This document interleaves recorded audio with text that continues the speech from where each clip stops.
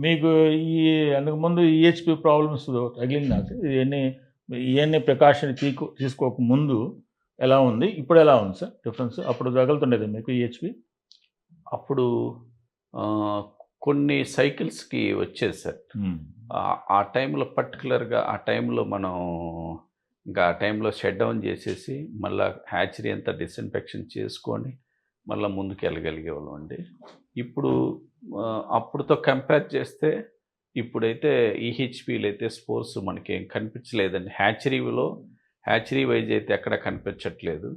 అది ఫామ్కి సీడ్ తీసుకెళ్ళిన తర్వాత ఒక్కొక్క రైతుకి ఆ ఫామ్ కండిషన్ బట్టి కొంతమందికి ఒకే బ్యాచ్లో సీడ్ ఇద్దరు తీసుకెళ్తే ఒకరికేమో గ్రోతులు రాలేదు ఈహెచ్పి అంటారు.